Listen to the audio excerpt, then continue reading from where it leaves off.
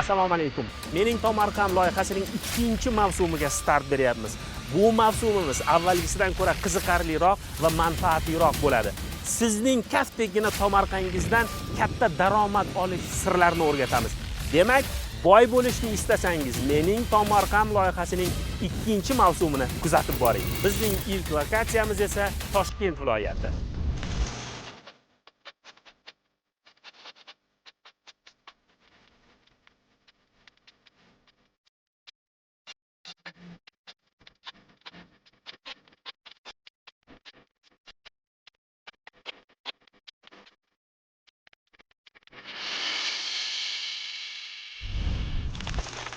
Yer tagida oltin qoziq. Buni javobi mana shu, sabzi. Hazilomuz eshitilishi mumkin, xalqimizni topishmog'i. Lekin haqiqatda yerdi tagida oltin xazina bor ekanligini biz mana shu xonadon misolida sizga ko'rsatishga harakat qilamiz. Biz hozir Oqqo'rg'on tumani Qahramon mahallasidamiz. Bu mahallada mirishkor bir dehqon yashaydi. Ya'ni u dehqonni bugun mamlakatimizda ko'pchilik tanishadi. To'lqinjon aka Mansurov. Bugun mana shu ko'rib turganingiz 10 sotix maydondan 70-80 million so'm daromad olayotgan inson. Ya'ni bir yilda 3 marta hosil ko'taradi mana shu tomorqadan. O'zini tomorqasi bilan baxt topgan inson desak bo'ladi. Nafaqat o'zi, balki butun ovul, butun mahallani mana shu dehqonchilikka o'rgatgan insonning tajribasini bugun sizga ko'rsatishga harakat qilamiz. Demak, sizda oldinda qiziq bir suhbat kutyapti. Nafaqat tajriba, balki katta daromadga qanday erishish mumkinligini biz batafsil To'lqin aka bilan suhbat qilamiz. Assalomu alaykum To'lqinjon aka. Yaxshimisiz? Salomatligingiz yaxshimi? Biz siz to'g'ringizni juda ko'p eshitganmiz. Nafaqat biz, butun mamlakatimiz siz haqingizda, siz tajribangizni bilishadi. Hatto davlat rahbari buni e'tirof qilganini biz ko'rdik televizor orqali. Xonadoningiz juda fayzli ekan. Men televizorda ko'rib o'zi havasim kelgan edi, lekin mana jonli ko'rishda o'zi mana lolalarda ochilib turganini qarang. Bizga bugun endi siz erishayotgan muvaffaqiyatlaringizni gapirib bersangiz. Shu mening Tomorqam ko'rsatuvida juda ko'p tomoshabinlarimiz orqangizdan ergashib, nimalargadir erishsa, 10 sotiqda mana siz qancha daromad olyapsiz, nimalar ekasiz, bizga gapirib berasiz endi hammasini. O'zi qachondan boshlagansiz bu ishlarni? Buni 1995-yilda institut bitirib, maktabga o'qituvchilikka kirganman. Fizika fanidan dars beraman. Shu bilan bir qatorda bo'sh vaqtlari, obedgacha maktab bo'lsa, obeddan keyin bo'sh vaqtlarimni oilam bilan birgalikda mana shu 10 sotikda dehqonchilik qilardim. Undan avval betlarda faqat bir marta pomidor ekilardi. Erta bahordan kuzgacha turardi u. U yerdan hech qanaqa unumli foydalandi. Keyin borib mahallamizda bir pochcham bo'lardi, rahmatli, boshqa joydan o'rganib keldi. Borib qarasam, u yaxshi daromad ko'ryapti. Ozgina joyda men bir sotikdan falon so'm daromad ko'rish yo'llarni qidira boshladik. Keyin mana shu bir yilda 3 marta ekish sistemasiga o'tdik. O'sha 95-yildan beri mana shu to'xtamga keldim. Gollandskiy Kaspiy degan sorti bor. Bu tez yetiladi. Hozir mana ancha katta bo'lib qopti sabzilar. Mana manatlarda bor. Yiriklar. Endi bu bitta suv ichish kerak iloji bo'lsa. Bitta suv ichgandan keyin tayyor bo'ladi. Tagi to'q bo'ladi. Endi bizga aytib bering. Mana shu tomorqangiz 10 sotiga. 10 sotiqdan bir yilda 3 marta hosil olaman deyapsiz. Shunaqa. Bizga shu etaplarni aytib beringchi, bosqichlarini qanaqa bo'ladi u? Birinchi etap noyabrda bu sepilgan bo'lsa, aprelga tayyor bo'ladi, aprel oxirlariga. Biz bozorga olib o'tirmaymiz. Qo'qonda talab katta. Ular faqat qizil sovuz yeydi, qo'qonliklar. Shuning uchun qo'qonliklar o'zi telefon qilyapti, hozir ham telefon qilyapti. Tayyor bo'lsa olib ketadi. Demak, noyabrda sepdingiz, aprelda tayyor bo'ldi. Tayyor bo'ldi. Nech pul daromad qilasiz sabzida? Sabzidan shu 30 million, 35 milliongacha boradi ekan. Demak, 30 million daromad qila olasiz. Ha, qiladi. Chunki donaga bo'lgandan keyin bultur 1000 so'mdan sotdik, bultur sabzi arzon edi. O'tgan yili donasini 1200 dan berganmiz. Donasini. Donasini sotamiz-da. Bir dona sabzi? Ha, shunaqa sotamiz. 1200 so'mmi? Ha. Zo'r ekan. Bultur sabzi arzon. Mana bu yil xudo xolasa hozir 6000-7000 sabzining kilosi. Bitta lobiga 1400 ta bosaman men. O'zlari kelib olib ketadi. O'zlari olib ketadi. Ular urgangan o'sha. Mana shu sabzini agrotexnologiyasi qanaqa? Agrotexnologiyasi bunaqa hech qanaqa dori-pori sepilmaydi bunga. O'sha noyabrda ekilganidan keyin chiqib olsa bo'ldi bizga. Faqat buni urug'i qimmat. 1 kilosi 2,5 million, 3 million. Demak, yaxshi urug' olish kerak. Yaxshi urug' olish kerak, tez pishar bo'lish kerak. Bu termos sifat bo'ladi. Mana hozir katta duga ustida ichidan yana bir qavat yopiladi. Termiz bo'ladi. Hech qanaqa energiya, отопление kerak emas bunga. Hattoki shunaqa bo'ldi, anomal sovuqda ham qor eridib, ochishga yuragim portlamayapti. O'zi davleniya ham qo'rqyapman-da, bir narsa bo'lib qolmasin o'zimga. Yo'q, ossam yam-yashil ko'karib turibdi-da. Ko'rib turibsiz, qo'shnilaringizda ham tomorqasi bo'sh emasda. Bunda sizni hissangiz bormi?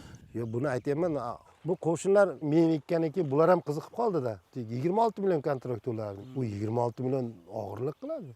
U o'zi keladigan joy bo'lmasa. Mana shu daromad orqasidan shu darajalarga yetdi. Mendan ko'rdi, bu qo'shni mekdi. Mana shu yo'lda ikki qatorda hammasida bor. Sabzichi bo'lib ketdi. Sabzichi bo'lib ketgan. Sabzavot mahalla desa ham bo'lar ekan. Shunaqa. Sabzini sotib bo'ldingiz, keyin nima ekasiz? Keyin bodring ekiladi. Bodringda ham gollandsk Zina degan sorti bor, urug'i mayda. Salat uyda bu. Ham palagi kalta bo'ladi-da, hosili zo'r bo'ladi, tez pishadi. Bodringdan qancha daromad qilasiz? Bodringdan ham 15-20 millionga boradi. 15-20 millionga boradi. Demak, bodringning foydasidan 20 million bo'ldi, sabzidan 30 million bo'ldi. Mana 2 ekin bilan 50 millionga chiqib oldingiz. Shunaqa. Keyin nima ekasiz? Bunisiga kartoshka ekiladi keyin. Kuzgiga ekiladi u. Mana shularning o'rniga ekiladi. Bularni olib tashlab yana boshqatdan ekiladi bular. 5-avgustga yaqin chilla chiqadi. Har bir kuzgi ekin bir marta bo'lsa ham chilla suvini ichish kerak-da. Kartoshkadan qancha daromad qilasiz? Kartoshkadan ham bir 15 millionlar bor. Jamini hisoblaganimizda qancha bo'lyapti daromadlaringiz? 65-70 millionga boradi. Bundan tashqari Tomorqanda asalarilar bor. Yuring, endi asalarining oldida ham kichik suhbat qilaylik. Menga asalari doim mo'jiza bo'lib ko'rinadi. Asalarisi bor xonadon menimcha kambag'al bo'lmaydi. Bu asalarni qarang-da, ahamiyat bersangiz, oldilari har xil rang tanlagan. Mana, birinchini qarang, 4 xil rang. Belgi. U ari rang tanlaydi. Chiqib ketayotganda ko'radi men qaysi uyga qaytib kelishimni deb. Hozir necha quti asalingiz bor? 17 ta. Shu 17 qutidan qancha daromad olib kelyapsiz? Bundan ham 30 milliondan kam bo'lmaydi. O'zingiz hisoblang, masalan, kamida 200 kilo, 250 kilo asal olinadi. Masalan, bir oila, bir kambag'al oila deylik. Xonadoniga nechta asalari qutisi qo'ysa, ham o'zi undan bahramand bo'ladi, ham sotib daromad qila oladi. Mana har bir yashik mana bu 15 kilo, 20 kilo beradi bu bitta yashik oila. 1 kilo asal necha pul? 1 litrni 150-200 mingdan sotyapti. 150 mingdan sotgan taqdiringizda ham qarang, bir qutidan 15 kilo bo'lgan taqdirda ham 20 ta bo'lsa 15 kilodan 300 kilo bo'ladi. 300 kilo asangiz ham 30 milliondan kam bo'lmaydi. qarang, zo'r. Mana demak, hozir sizni misolingizda, sizni tomorqangiz misolida hisoblab ko'radigan bo'lsak, sabzidan 30 million, bodringdan 20 million, kartoshkadan qancha edi? 15 million. 15 million deylik, 65 million bo'ldimi? Bundan ham bir 30 million bo'lsa, 30 million. 95 million. Non xarajati ham borda. Yo'q, xarajati undan mana bu kilonkalar necha yil bo'lgan deysiz, mana shu kilonkalar? 7-yil ketyapti. 7-yil? Ha. Buni ishlatib, masalan, yig'ishtiriladi. Buni olib chekkaga taklab qo'yamiz bularni. Ba'zi bir odamlar bir mavsum deb buni yig'ishtirib, chiqitga chiqarib tashlaydi. Buni o'rab, taklab salqin joyga ko'miladi, boshqa qiladi, uni ham ishi bor. Demak, xarajatingiz ko'p emas. Uncha birinchi yilga qiyin bo'lishi mumkin. Bitta liniyaga tushgan odamga keyingi o'zini eplab ketadi. Endi odamlarga o'rgatishingiz qanaqa bo'lyapti? Endi hozir mahallada har bir xonadonga mana 3 tadan asalari berib tekinga. Hozir sotib olsa, yashiklar 500 ming turadi. Arilar u ham 550 ming, 500 ming turadi. U 1 milliondan oshib ketadi. Uni 3 millionga u odam olmaydi hayotda. Har bir oilaga 3 tadan arilarni tekinga berdi. Shundan foyda, ro'zg'orni tervasin deb. Mana qancha asal oldi. Hozir 25 ta xo'jalikda asalari bor. Siz Agrobankda ham bir vakil hisoblanasiz. Agrobankda usta dehqon lavozimida ishlayman. Shartnoma asosida olingan. Oyiga 5 million berishadi ular. Unda sizni vazifangiz nimadan iborat? Qayerda kim chaqirsa boraman unga. O'zimni bilimlarim berish uchun. Shogirdlaringiz ko'pmi? Shogirdlar ko'p, nihoyatda ko'p. Mahalladagi hamma bo'lsa kerak. Mahallada hammasini ustoz deydi. Bu yerdan bir 30 kilometr, 40 kilometrgadan ham uzoqlarga boryapman. To'g'ri aka, men ko'p mana shu tomorqadan daromad topayotgan insonlarga beradigan savolim bor-da.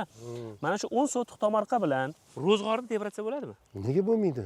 Hurmatli prezident aytdi, mehnat bilan birgalikda bilim kerak. Har bir narsa. Buni bilan hisob-kitobi bor. Buni agatlar hammasi hisob-kitob qilingan. Matematik hisobi bor. Matematik hisob bor. Uyga daftarga chizma qilib qo'yaman. Yer haydalganidan keyin strukturasi buzilib ketadi, qayer. Daftarga chizib qo'yganman. Shu yerdan boshlab agat olaman, shunda santimetr oqova suv chiqib ketadigacha hisob-kitob qilingan buni. Endi To'lqinjon aka, men davlat rahbari nimaga aynan sizga do'stlik ordenini berganini mana shu xonadoningizga kelib his qilyapman. Haqiqatda bunday sharafli mukofotga munosib ekaningizni xonadoningizga kelgan odam bir ko'rishdayoq bilar ekanda. Va shuni bilishimiz kerakki, yerga mehrini bergan insonni hatto davlat rahbari ham shunday qadrlab qo'yaverar ekanda. Siz o'zingiz xulosalaringiz qanaqa bo'ldi? Men shu onlayndan bo'lsa ham bir marta qatnashdim selektorgada. Birinchi martamidi? Bir marta qatnashdim. Hurmatli prezidentimizga qiyin ekan. Nechta tashvish bor. qancha suv xo'jalik qur deyapti, boshqa deyapti. Har oxirida menga so'z berdi, dehqonchilik bo'yicha. Hurmatli prezident, men Mansur To'lqinjon Nosirov, Toshkent viloyati Oqqo'rg'on tuman Qahramon mahallasida yashayman. Bir yilda 3 marta hosil ekish yo'lga qo'yganman. Mana shu hududimga qarashlida 25 ta oilada asalarichilik bilan shug'ullangan.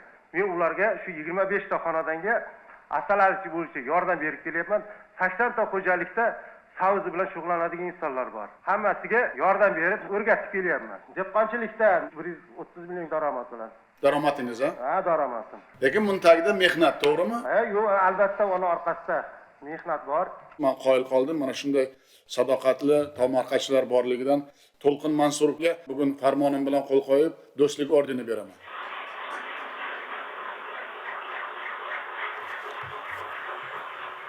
Bir ikki uch marta agar shunaqa selektorlarga qatnashsam, odamlarni uxlatmasdim. Chunki mehnat qilsa bo'ladi hamma narsa. Albatta, davlat rahbari mana shunday tomorqa yer egasini katta bir davlat mukofoti bilan taqdirlayotganini zamirida ham sizga o'xshagan insonlarni ko'payishini istayapti. Shunaqa, xuddi shunaqa. Hech bo'lmasa o'zini ro'zg'orini eplasa. Avvalambor prezidentim qo'llab-quvvatlagan uchun shu narsa bo'ladi. Siz hozir mana ko'p aytdingizda, davlat rahbarining menga eng ma'qul kelgan gapi dehqonchilikni biz ilm bilan qilish kerak degan so'zni ko'p ta'kidladingizda. Mana Agrobank tomonidan juda katta ish qilinganda, bu tahsinga sazovor ish, buni albatta biz e'tirof qilishimiz kerakda.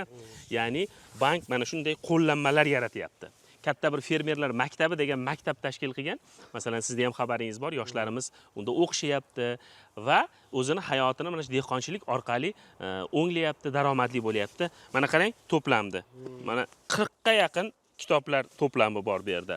Hamma o'simlikni yetishtirish agrotexnologiyalari mana shu kitoblarda jam qilinganda, bu yerda olimlar ishtirok etgan, sizga o'xshagan hayotiy tajribaga ega insonlarning tajribalari mana shu jam bo'lganda, Agrobank tomonidan sizga sovg'a. To'g'ri, sizning o'zingiz tajribangiz o'zingizga yetarli, lekin bilim hech qachon ortiqchalik qilmaydi-da.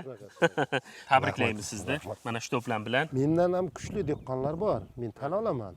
Hamma bir-biridan barib o'tish kerak-da. O'tmagan odam u dehqon hisoblanmaydi. Tomorqasi shunday yotgan odamlarga nima degan bo'lardingiz? Barib uyg'onish kerak. Yashash uchun kurashish kerak. O'tgan yil mana ro'ppa-rosa 1 yil bo'ldi davlatimiz rahbari Sayxunobodga tashriflari. Siz eslaysiz, o'tgan yil mart oyida edi. Sayxunobod tumanini 1 yilgi holati bilan bugun qiyoslasangiz osmon bilan yercha farq bor. Farq katta, o'zgarish katta. Mana bu yerda ham hokimning o'zi aytdi, shu kuni yig'ilish kuni kelyapman dedi.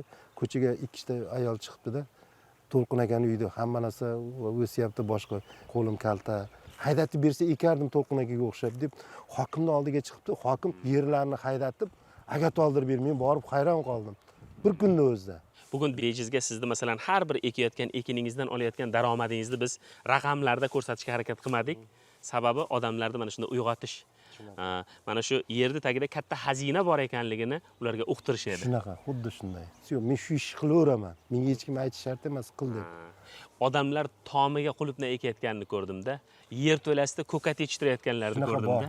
Tomda karam ekkanini ko'rdim. Ko'ryapsiz. Bizda yer bor-ku, xudoga shukr, yer tayyor. To'lqinjon aka, sizga katta rahmat. Salomat bo'ling.